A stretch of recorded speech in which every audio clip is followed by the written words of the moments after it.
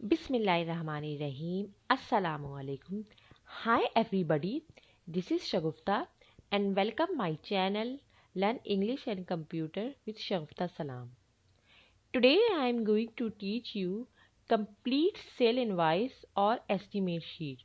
तो cell invoice बनाने के लिए सबसे पहले मैं आपका फॉर्मेट इसको देखे समझा देती हूँ। मैंने इससे पहले आपको एक्सेल का इंट्रोडक्शन भी दे चुकी हूँ और काफ़ी सारी शीट्स भी बता चुकी हूँ। तो ये चीज़ें मैंने पहले से टाइप करके रख ली हैं टाइम सेव करने के लिए। तो देखिए ये इनवाइस की मैंने हेडिंग डाल दी है। इसके अलावा ये इधर कंपनी नेम या मार्ट नेम या जिस शॉप से भी कस्टमर परचेजिंग कर रहा है तो ये हमने कस्टमर के लिए ज़ाहिरी बातें बनाई है। तो ये हमें कस्टमर के लिए हमने अपना जो है शॉप का नाम लिखा हुआ है, वहाँ का एड्रेस लिखा हुआ है, वहाँ का सिटी स्टेट या जिप कोड वगैरह लिखा हुआ है, फ़ोन नंबर है, फैक्स है, कस्टमर आईडी, ये कस्टमर की आईडी है जो कस्टमर की आईडी हमारे पास है, इनवॉइस डेट जिस डेट पे कस्टमर परचेजिंग कर रहा है वो है, ये इनवॉइस नंबर है। ये नंबर बहुत ज़्यादा इंपॉर्टेंट होता है, ये हर इनवॉइस में होता है। अगर कस्टमर को बाज़ औक़ात कोई चीज़ चेंज करवानी है या रिटर्न करनी है तो इसी इनवॉइस डेट देखी जाती है और सेल स्लिप देखी जाती है। अच्छा जी, पेमेंट ड्यू डेट, अगर पेमेंट परचेजिंग जो उधार पे हो रही है तो अगर ये फिर उधार मतलब कि वो जो ड्यू डेट हम उसे बता देते हैं कि इस डेट पे आपको ये अपनी पेमेंट जो आपकी उधार पे आपने ये सामान लिया है वो आपको इस डेट पे पेमेंट देनी है। ठीक है जी। अच्छा, उसके बाद है बिल टू है। देखिए ये इतना इम्पॉर्टेंट नहीं है। अगर आप जो है ज़्यादातर जो इनवाइसेस होती हैं उसमें यही सब चीज़ें लिखी हुई होती हैं, मतलब कि शॉप का एड्रेस होता है और कस्टमर की आईडी होती है कि ये कस्टमर आईडी है। और बाज़ औक़ात कस्टमर आईडी नहीं होती, नए कस्टमर आते हैं तो वहाँ कस्टमर का नाम आ जाता है। ठीक है जी। तो यहाँ हम ये है, ये भी जो है हमारी, अगर आप इनवाइस अपनी जो है मज़ीद अट्रैक्टिव और अच्छी बनाना चाह रहे हैं तो ये भी लिख सकते हैं कि बिल टू, यहाँ कस्टमर का नाम लिख देंगे, कस्टमर का एड्रेस लिख देंगे, कस्टमर का सिटी स्टेट या जिप कोड जो जिस इलाके में वो रहता है वहाँ का लिख देंगे, फ़ोन नंबर है और ये ईमेल एड्रेस है कस्टमर का। ठीक है। अब हमारी जो है इनवॉइस स्टार्ट बेसिकली जो उसकी बहुत ज़्यादा इसेंशियल ज़रूरी चीज़ें हैं यहाँ से स्टार्ट हो रही हैं। सबसे पहले ये आइटम कोड है, यानी कि जो कस्टमर ने परचेजिंग की उस प्रोडक्ट का क्या कोड है ये हम खुद से टाइप कर देंगे। क्वांटिटी तादाद है, ये भी ज़ाहिरी बात है कि खुद से टाइप करनी है। आइटम डिस्क्रिप्शन, जो प्रोडक्ट्स कस्टमर परचेज कर रहा है हमारी शॉप से या हमारे मार्ट से उसका नाम लिखा हुआ है। अब यहाँ पैकिंग आ रहा है।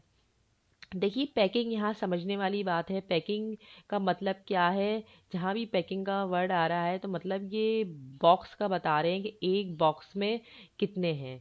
अब 12 है लिखा हुआ तो मतलब क्या है कि ये जो पियानो पेन है वो एक बॉक्स में 12 हैं और टोटल क्वांटिटी जो 24 यहाँ लिखी हुई है यानी 24 लिखी हुई है तो मतलब कि ये बॉक्स के अंदर की क्वांटिटी मिला के है। तो मतलब दो बॉक्स मतलब कि वो होंगे। ठीक है ना। देखिए एक बॉक्स में 12 की पैकिंग। इसके अलावा वाटर कूलर है, ये वो एक की पैकिंग में मतलब एक के अंदर एक ही है और क्वांटिटी दो है तो मतलब कि एक बॉक्स के अंदर ज़ाहिरी बात है कि दो बॉक्स लिए होंगे तो दो की क्वांटिटी है। ठीक है जी। तो पैकिंग का वर्ड कहीं भी आ जाए, अगर आप कहीं से भी कोई परचेजिंग कर रहे हैं तो वो बॉक्स बता रहा है कि ये 12 की पैकिंग में है एक बॉक्स। ठीक है जी।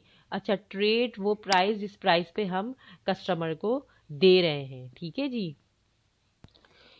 क्योंकि हम ये होलसेल के हिसाब से हमने ये इनवाइस बनाई है तो हम बता रहे हैं कस्टमर को, मतलब कि ये कि ट्रेड प्राइस प्रोडक्ट के ये हैं। और ज़ाहिरी बात है जब कस्टमर ने परचेजिंग की है तो प्रोडक्ट जो भी कस्टमर परचेज़ की है तो उसने उसकी प्राइस देख के ही किया है।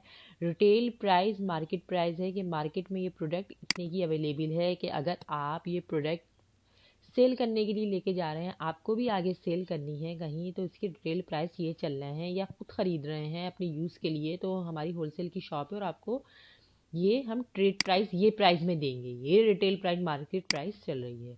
अच्छा, ये डिस्काउंट आ रहा है डिस्काउंट 20 मतलब कि हम एक्स्ट्रा दे रहे हैं, ये होता भी है बाज़ों का नहीं भी होता है कि आप कस्टमर को, जैसे मैंने दूसरी प्रोडक्ट में नहीं लिखा है लेकिन मैंने आपको एग्जाम्पल दिए कि अगर आपको डिस्काउंट मज़ीद देना है तो आप प्रोडक्ट में डिस्काउंट किस तरह देंगे। जैसे हमने ये कस्टमर्स को हम कहते हैं कि आपके लिए 20 डिस्काउंट और या 100 डिस्काउंट और या 500 डिस्काउंट और दे देते हैं हम, या हमने लिखा हुआ है, मेंशन किया हुआ है कि इतने हम डिस्काउंट देंगे, या अगर नहीं देना है तो हम ये फिर लिखेंगे ही नहीं, डिस्काउंट ज़ीरो कर देंगे। ठीक है जी। अब हमारा नेट अमाउंट है, नेट अमाउंट का हम फार्मूला लगाएंगे। फार्मूला किस तरह लगाएंगे मैं आपको बता देती हूँ। सबसे पहले देखिए नेट अमाउंट का हमें फार्मूला लगाने के लिए मैं आपको समझा देती हूँ। देखिए ये ट्रेड प्राइस हैं, ट्रेड प्राइस मतलब कि ये बॉक्स के प्राइस हैं। अब ट्रेड एक बॉक्स के प्राइस हैं, ये ट्रेड वो प्राइस हैं किस के एक बॉक्स के हैं। तो हम अगर एक बॉक्स के प्राइस को डिवाइड कर दें पैकिंग से, एक बॉक्स में कितने हैं ये इससे डिवाइड कर दे तो हमें एक की प्राइस निकल आएगी। ठीक है जी। ये ट्रेड एक बॉक्स के प्राइस हैं और एक बॉक्स के प्राइस को हम डिवाइड कर देंगे पैकिंग से, यानी एक बॉक्स के अंदर कितनी तादाद है तो कितने की मतलब कि जो है ना प्राइस निकल आएगी एक की। और जब एक की प्राइस निकल आएगी प्रोडक्ट की एक जो है तो उसको हम मल्टीप्लाई कर देंगे टोटल क्वांटिटी से। टोटल क्वांटिटी इतनी है ना, तो और जब तो फिर टोटल प्राइस निकल आएगी और टोटल प्राइस में से माइनस कर देंगे हम डिस्काउंट, क्योंकि डिस्काउंट हमेशा हम कस्टमर को देते हैं और वो हमारे जो कस्टमर की प्रोडक्ट है उसमें से माइनस होगा। ठीक है जी। तो क्या फार्मूला है, is equal bracket open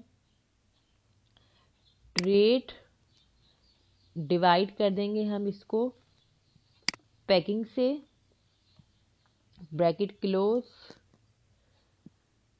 multiply. अब यहाँ देखिए हम डिवाइड भी कर रहे हैं मल्टीप्लाई भी, जब हम दो मतलब एक साथ कर रहे हैं अप्लाई कैलकुलेशन, मल्टी डिवाइड हुआ मल्टीप्लाई भी, तो बेहतर है कि हम एक ब्रैकेट पे कर दें जैसे हमने यहाँ किया हुआ है ताकि हमारी कैलकुलेशन का रिजल्ट सही आए।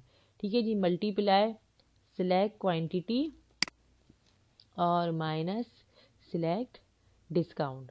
ठीक है जी। अभी मैंने आपको बताया कि हमने क्या किया है कि जो है ना ट्रेड को डिवाइड कर दिया, एक बॉक्स को के जो प्राइस है उसको डिवाइड कर दिया क्वांटिटी से, तो एक के प्राइस निकला है और उसको मल्टीप्लाई कर दिया टोटल क्वांटिटी से। तो तमाम जो हैं वो हैं जो पेन है या कुछ भी ले रहे हैं हम, जो तमाम हैं उसकी प्राइस निकल आएंगे और फिर माइनस कर देंगे डिस्काउंट और एंटर कर देंगे। ठीक है जी। एक और मरतबा फार्मूला बता रही हूँ मैं, is equal bracket open trade divide packing bracket close multiply select quantity minus select discount, enter कर देंगे। मज़ीद अगर दूसरी प्रोडक्ट पे भी आपको डिस्काउंट कस्टमर को दे रहे हैं तो आप दे सकते हैं। ठीक है जी। मैं फ़िलहाल नहीं दे रही हूँ। अच्छा, इसको ड्रैग कर देंगे, it will be automatically apply on all value, तमाम वैल्यू पे अप्लाई हो जाएगा ये। ठीक है जी। अच्छा, उसके बाद हमने यहाँ अमाउंट लिख दी। अब अमाउंट के लिए हम सम का फार्मूला लगाएंगे सिंपल के, नेट अमाउंट कितनी हुई is equal SUM some bracket open करने के बाद select all net amount bracket close enter. अच्छा जी। देखिए ये प्रोडक्ट टैक्स प्रोडक्ट है, हर प्रोडक्ट पे जो एक टैक्स होता है वो है, ये हमने मेंशन नहीं किया है, GST भी कह सकते हैं आप इसे। तो हम ये एंड में ऐड करते हैं कि ऐड GST, अक्सर जगहों पे एंड में ऐड होती है, GST हमने ऐड की तो क्या करेंगे हम, इज इक्वल सिलेक्ट अमाउंट और मल्टीप्लाई कर देंगे सिलेक्ट टैक्स प्रोडक्ट। ये GST हमने 18% लिखी हुई है, 18 लिख के और ये परसेंट का बटन दबा दिया हमने, ये 5 का निशान है, ये इसको शिफ्ट के साथ प्रेस करेंगे कीबोर्ड पे। अच्छा, 18 से ज़्यादा ये कम भी हो सकती है GST। इंटर कर दिया हमने GST, मतलब कि हमने ये सिलेक्ट अमाउंट और मल्टीप्लाई करके सिलेक्ट GST कर दिया, इंटर कर दिया। ठीक है जी। ये GST हमने निकाल ली है अपनी किस पे, अमाउंट पे इतनी GST हो जाएगी। ठीक है जी। अच्छा, उसके बाद है प्रीवियस रिसीवेबल। अच्छा, कुछ कस्टमर ऐसे होते हैं जिनका पहले का भी बैलेंस होता है, जिनको आपने अगर उधार दिया हुआ है। ये मैं वो सिचुएशन बता रही हूँ जो जब सेल इनवाइस हम बनाते हैं किसी भी कस्टमर के लिए, तो ये सिचुएशन आती रहती हैं। और अगर नहीं है तो वेल एंड गुड, अच्छी बात है, आप जो है नहीं लिखेंगे। प्रीवियस बैलेंस अगर किसी कस्टमर का पहले का भी बैलेंस है तो आप उसे बताएंगे कि सर ये आपके पहले के भी पैसे देने रह गए थे, जैसे 500 फर्ज करें उसके पहले के हैं, ठीक है जी। प्रीवियस लेवल हमने खुद से लिख दिया कि पहले के पैसे थे, अब टोटल अमाउंट है,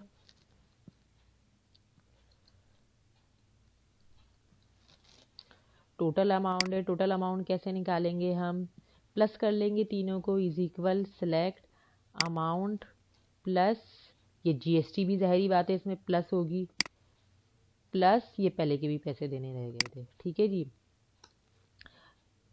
तो टोटल रिसीवेबल हमने ये कस्टमर को बताया है कि सर आपके इतने पैसे आप हमें दे दीजिए। कैश रिसीव्ड मतलब कि कस्टमर को हमने बता दिया कि सर आप इतने पैसे दे दीजिए, अब उसने हमें कितने दिए वो कैश रिसीव्ड में आएगा। अब फ़र्ज़ करें कि ये हमें जो है टोटल इनका बिल हुआ है 57,352। अब अगर उसने हमें दोबारा से, अगर उसने हमें ज़्यादा दिए, जैसे 60,000 दे दिए तो हम इधर 60,000 लिख देंगे, या उसने हमें फिर कम दे दिए कि आप अभी 57,000 ले लीजिए, बाकी बाद में आपको दे देंगे। तो जो अमाउंट बहरहाल कैश रिसीव्ड में वो आएगी जो वो कस्टमर देगा। लेकिन यहाँ उसने फिर उधार कर लिया तो हमने ज़ाहिर बात है जो उसने पैसे दिए तो हमने वो लिख दिए। अब बैलेंस वो आएगा जो हमें कस्टमर, अगर ज़ाहिरी बात है आमतौर पे कस्टमर जो अमाउंट दिए उससे ज़्यादा अमाउंट देता है तो बैलेंस में हमें उसे वापस करने होते हैं। तो बैलेंस में हम क्या फार्मूला लगाएंगे, is equal select cash received minus total amount, inter कर देंगे। अब ये हमारी अमाउंट माइनस में क्यों आ रही है, क्योंकि कस्टमर ने हमें पैसे कम दिए हैं, ये उसके उधार हैं, ये हम बाद में वो कस्टमर हमें देगा, ठीक है जी। तो ये थी हमारी आज की शीट सेल इनवाइस कंप्लीट। इस शीट में अगर आपको कोई प्रॉब्लम हो, कोई मसला हो तो आप हमसे कमेंट्स में पूछ सकते हैं। Don't forget like and subscribe my channel, remember be in your prayer. See you again, अल्लाह हाफिज़।